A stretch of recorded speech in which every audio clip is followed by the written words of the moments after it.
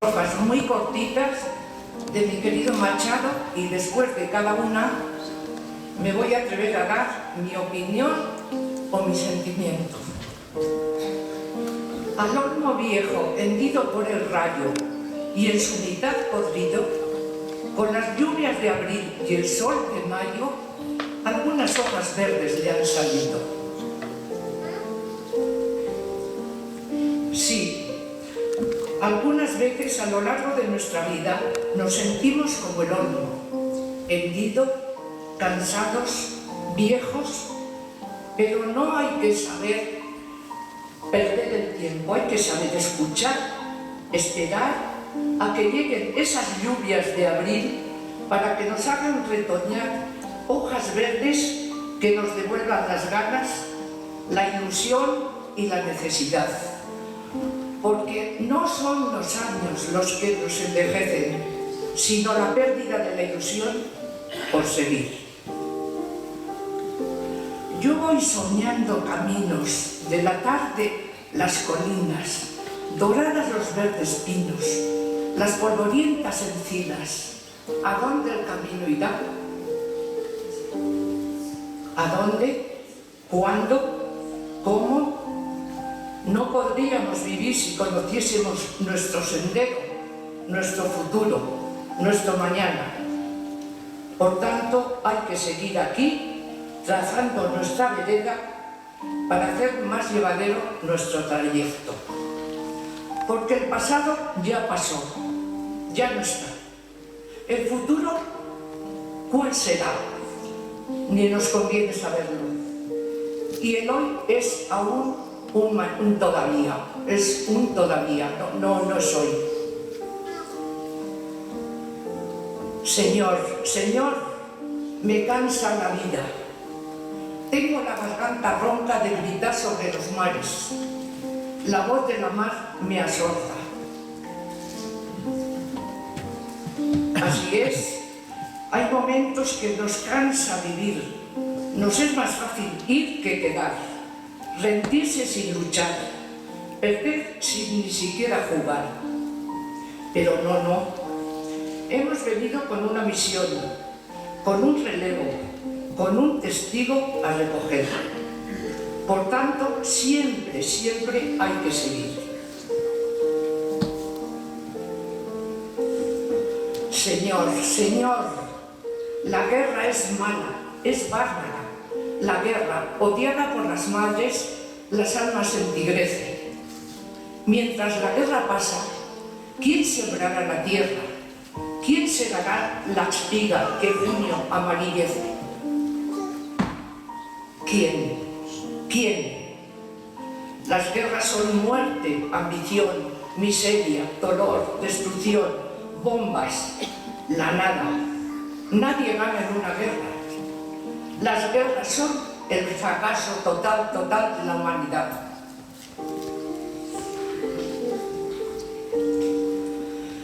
Y cuando llegue el día de mi último viaje y esté al partir la nave que nunca ha de tornar, me encontraréis a bordo ligero de equipaje, casi desnudo, como los hijos del mar. Nuestro último viaje ha de ser sereno, tranquilo, sin acertijos, sin cuentas ya terminadas, sin pendientes, sin malos rollos, sin mochila, sin maletas. Así demostraremos que lo hemos dejado todo o casi todo hecho. Porque al final de la vida, a todos, nos examinarán del amor. Y porque caminante no hay camino, se hace camino al andar. En castellano tierra. Estos chopos del río que acompañan con el sonido de sus hojas secas el son del agua, cuando el viento sopla, tienen en sus cortezas grabadas iniciales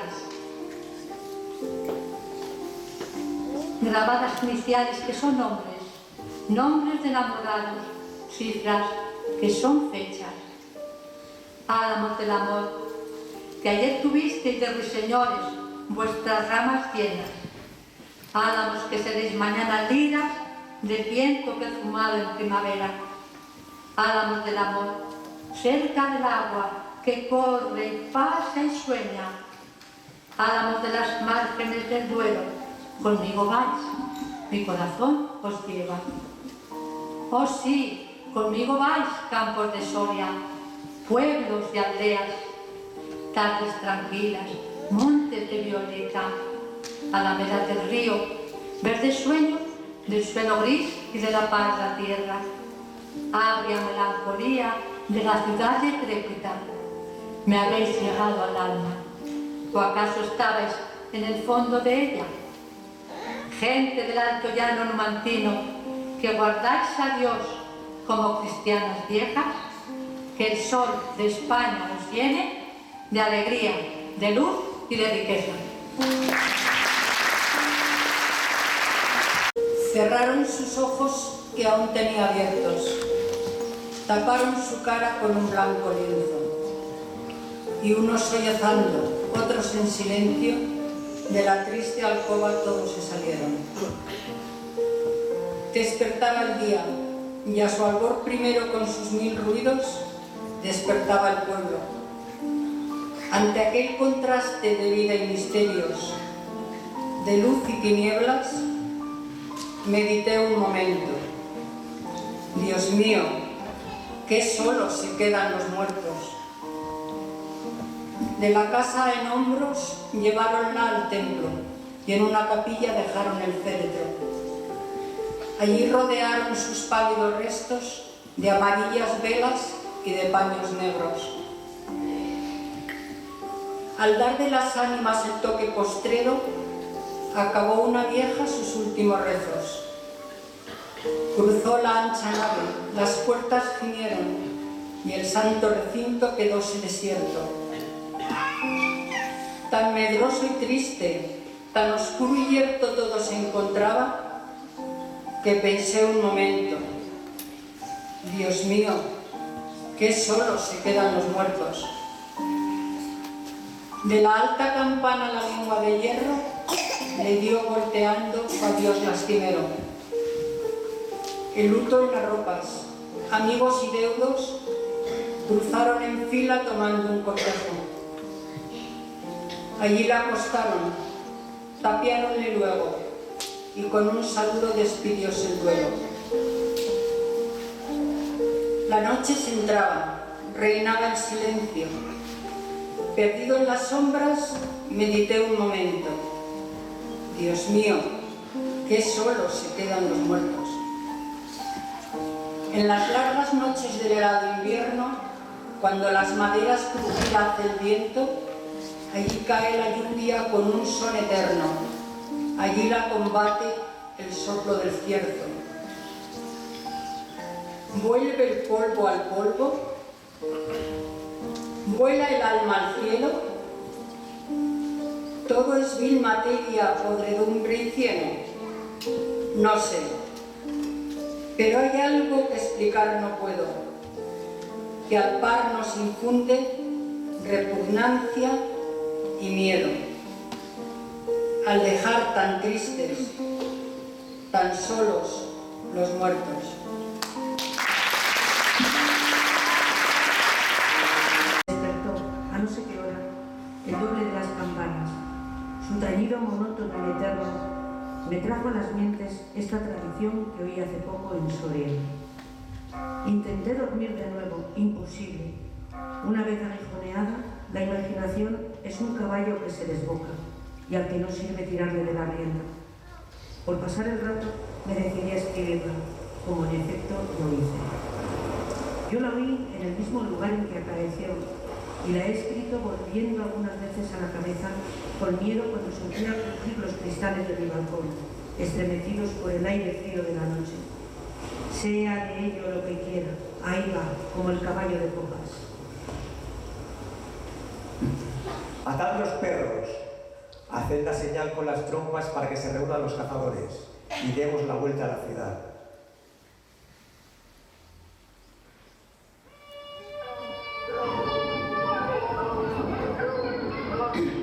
La noche se acerca, Es día de Todos los Santos y estamos en el Monte de las Ánimas.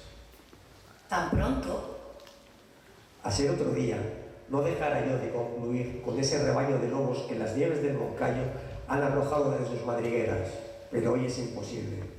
Dentro de poco sonará la oración de los templarios y las ánimas de los difuntos comenzarán a tañer su campana en la capilla del monte.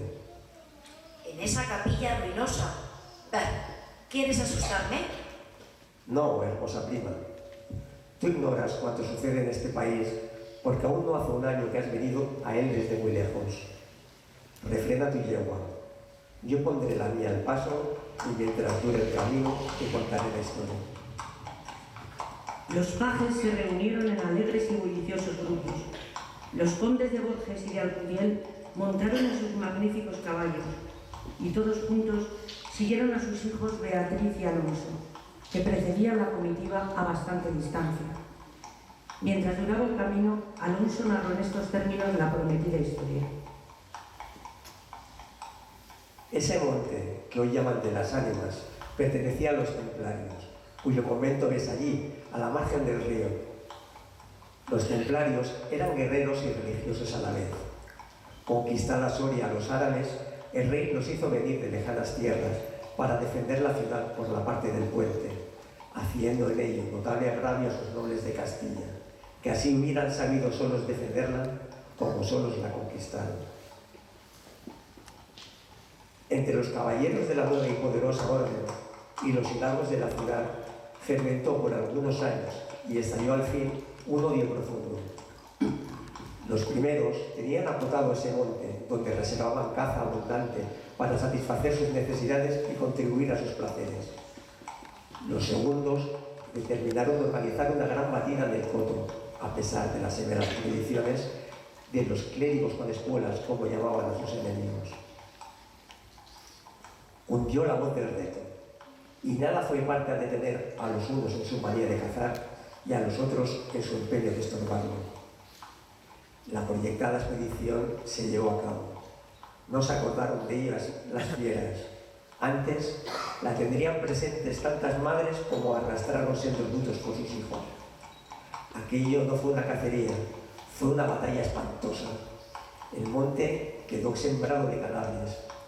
Los lobos, a quienes se quiso exterminar, tuvieron un sangriento festín. Por último, intervino la autoridad del rey.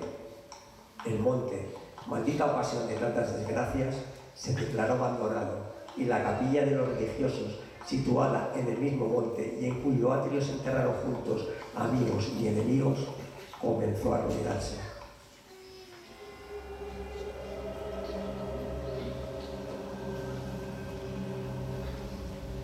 Desde entonces, dicen que, cuando llega la noche de difuntos, se oye doblar sola la campana de la capilla y que las ánimas de los muertos, envueltas en jirones de sus sudarios, corren como en una cacería fantástica por entre las breñas y los zarzales. Los ciervos braman espantados, los lobos aúllan, las culebras dan horrorosos silbidos, y al otro día se han visto impresas en la nieve las huellas de los descarnados pies de los esqueletos. Por eso en Soria le llamamos el Monte de las Ánimas, y por eso he querido salir de él antes de que cierre la noche. La relación de Alonso concluyó justamente cuando los dos jóvenes llegaban al extremo del puente que da paso a la ciudad por aquel lado. Allí esperaron al resto de la comitiva, la cual, después de incorporarse de los dos jinetes, se perdió por entre las estrellas y oscuras calles de Soria. Los servidores acababan de levantar los manteles. La alta chimenea gótica del palacio de los condes de Alcudiel despedía un vivo resplandor, iluminando algunos grupos de damas y caballeros que alrededor de la lumbre conversaban familiarmente, y el viento azotaba los empoblados vidrios de las ojivas del salón. Solo dos personas parecían ajenas a la conversación general, Beatriz y Alonso. Beatriz seguía con los ojos absortos en un vago pensamiento, los caprichos de la llama. Alonso miraba el reflejo de la hoguera chispear en las azules pupilas de Beatriz. Ambos guardaban hacía un rato un profundo silencio. Las dueñas referían a propósito de la noche de difuntos cuentos tenebrosos en que los espectros y los aparecidos representaban el principal papel y las campanas de las iglesias de Soria doblaban a lo lejos con un tañido monótono y triste.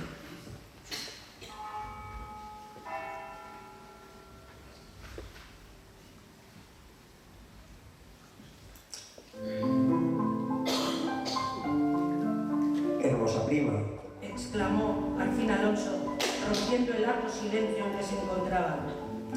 pronto vamos a separarnos, tal vez para siempre.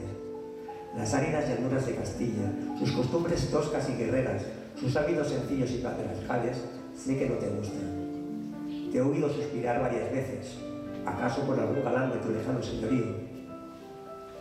Beatriz hizo un gesto de fría indiferencia.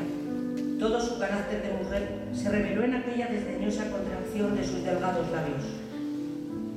Tal vez por la pompa de la corte francesa, donde hasta aquí has vivido. Se apresuró a añadir el joven.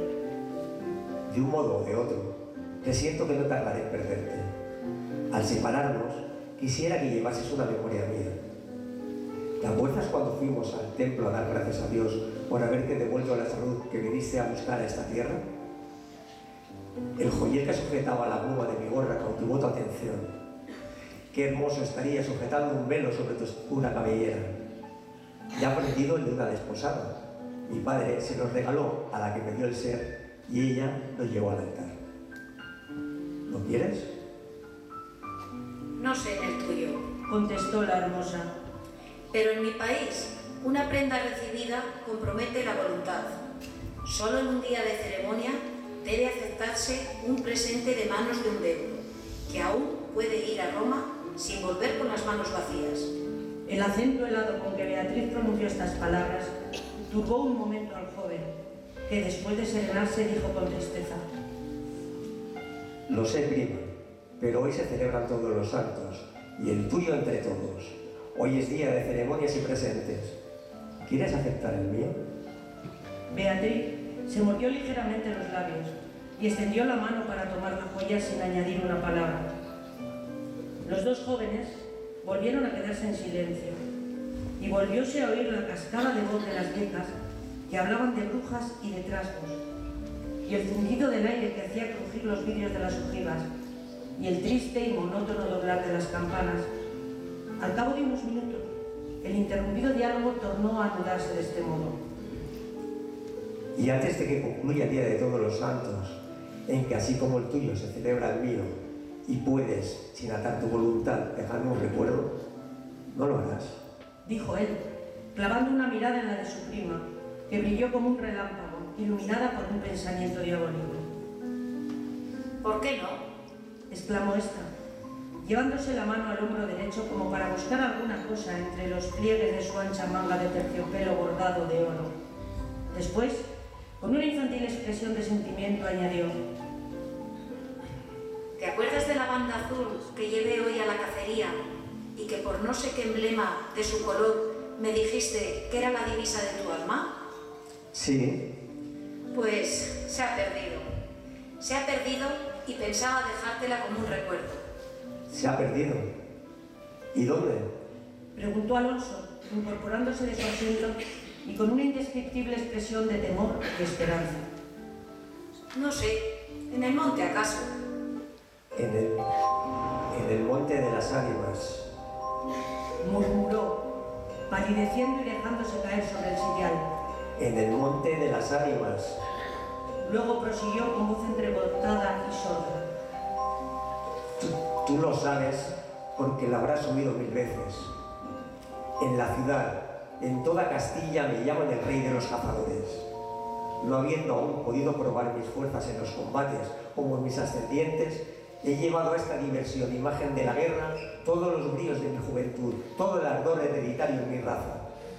La alfombra que pisan tus pies son despojos de fieras que he muerto por mi mano. Yo conozco sus guaridas y sus costumbres, y he combatido con ellas de día y de noche, a pie y a caballo, solo y en batida, y nadie dirá que me ha visto huir el peligro en ninguna ocasión. Otra noche volaría por esa banda, y volaría gozoso como una fiesta. Esta noche Esta noche hay que ocultarlo. Tengo miedo.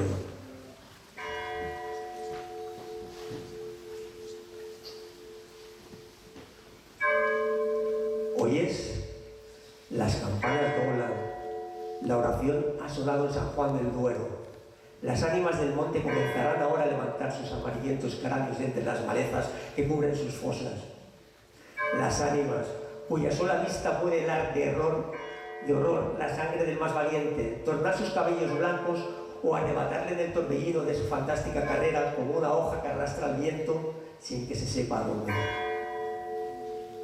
Mientras el joven hablaba, una sonrisa imperceptible se dibujó en los labios de Beatriz, que cuando hubo concluido, exclamó con un tono indiferente y mientras atizaba el fuego del hogar donde saltaba y crujía la leña, arrojando chispas de 1000 colores. Oh, eso de ningún modo. ¡Qué locura! Ir ahora al monte por semejante friolera. Una noche tan oscura, noche de difuntos y cuajado el camino de lobos. Al decir esta última frase, la recargó de un modo tan especial que Alonso no pudo menos de comprender toda su amarga ironía. Movido como por un resorte, se puso de pie, se pasó la mano por la frente como para arrancarse el miedo que estaba en su cabeza y no en su corazón, y con voz firme exclamó, dirigiéndose a la hermosa que estaba aún inclinada sobre el hogar entreteniéndose en revolver el fuego. Adiós, Beatriz, adiós. Hasta pronto. Alonso, Alonso. Dijo esta, volviéndose con rapidez, pero cuando quiso o aparentó querer detenerle, el joven había desaparecido. A los pocos minutos se oyó el rumor de un caballo que se alejaba al galope. La hermosa, con una radiante expresión de orgullo satisfecho que coloreó sus mejillas, prestó atento oído aquel rumor, que se debilitaba, que se perdía, que se desvaneció por último. Las viejas, en tanto, continuaban en sus cuentos de ánimas aparecidas. El aire zumbaba en los vidrios del balcón y las campanas de la ciudad doblaban a lo lejos.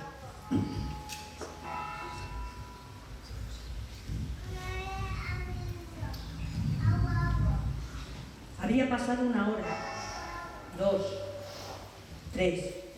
La medianoche estaba a punto de sonar y Beatriz se retiró a su oratorio. Alonso no volvía, cuando en menos de 1 hora pudiera haberlo hecho. Habrá tenido miedo. Exclamó la joven, cerrando su libro de oraciones e incaminándose a su lecho, después de haber intentado inútilmente murmurar algunos de los rezos que la Iglesia consagra en el Día de Difuntos, a los que ya no existen. Después de haber apagado la lámpara y cruzado las dobles cortinas de seda, se durmió. Se durmió con un sueño inquieto, ligero, nervioso. Las 12 sonaron en el reloj del postigo. Beatriz oyó entre sueños las vibraciones de la campana, lentas, sordas, tristísimas, y entreabrió los ojos. Creía haber oído, a par de ellas, pronunciar su nombre, pero lejos, muy lejos, y por una voz apagada y doliente. El viento gemía en los vidrios de la ventana. Será el viento, Dijo, y poniéndose la mano sobre el corazón procuró tranquilizarse, pero su corazón latía cada vez con más violencia. Las puertas del alerce del oratorio habían crujido sobre sus gomines, con un chirrido agudo, prolongado y estridente. Primero una, y luego las otras más cercanas. Todas las puertas que daban paso a su habitación iban sonando por su orden. Estas con un ruido sordo y suave, aquellas con un largo lamento y crispador. Después silencio, un silencio lleno de rumores extraños, el silencio de la medianoche, con un murmullo monótono de agua distante, lejanos ladridos de perros, voces confusas, palabras ininteligibles, ecos de pasos que van y vienen, crujir de ropas que se arrastran, suspiros que se ahogan, respiraciones fatigosas que casi no se sienten, estremecimientos involuntarios que anuncian la presencia de algo que no se ve, y cuya aproximación se nota no obstante, y en la oscuridad. Beatriz, inmóvil, temblorosa, adelantó la cabeza fuera de las cortinillas y escuchó un momento. Oía 1000 ruidos diversos, se pasaba la mano por la frente, tornaba a escuchar. Nada, silencio. Veía, con esa fosforescencia de la pupila en las crisis nerviosas, como bultos que se movían en todas direcciones, y cuando dilatándose las fijaba en un punto, nada. Oscuridad, las sombras impenetrables. ¡Bah! Exclamó, yendo a recostar su hermosa cabeza sobre la almohada de raso azul del lecho.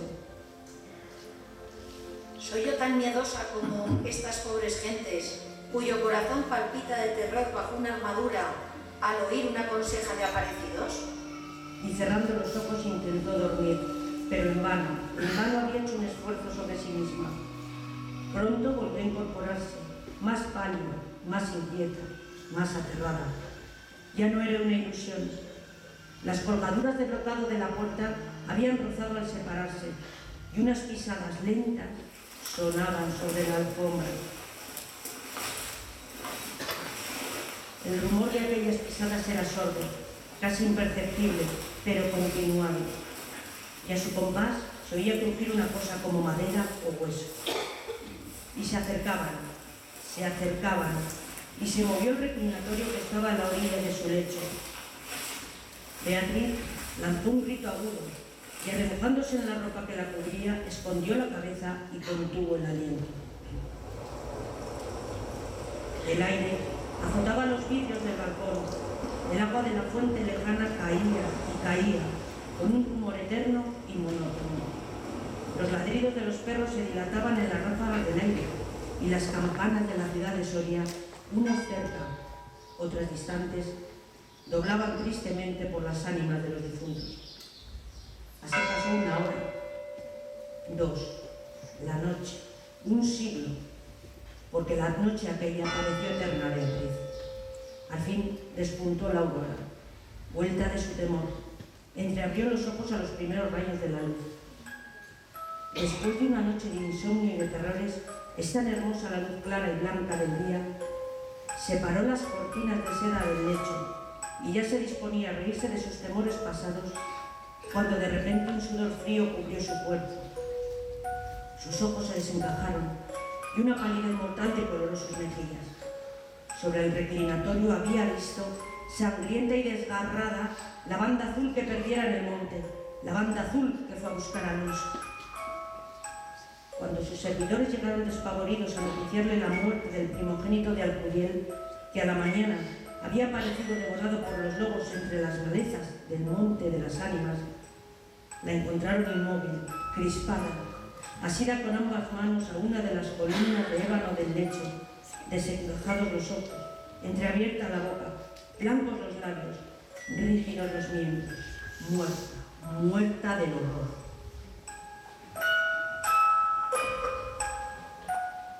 Dicen que después de acaecido este suceso, un cazador extraviado que pasó la noche de difuntos sin poder salir del monte de las ánimas y que al otro día, antes de morir, pudo contar lo que viera, refirió cosas horribles. Entre otras, asegura que vio a los esqueletos de los antiguos templarios y de los nobles de Soria enterrados en el atrio de la capilla, levantarse al punto de una oración con estrépito horrible, y caballeros sobre osamentas de corceles perseguir como una fiera a una mujer hermosa, pálida y desmelenada, que con los pies desnudos y sangrientos, y arrojando gritos de horror, daba vueltas alrededor de la tumba de Alonso.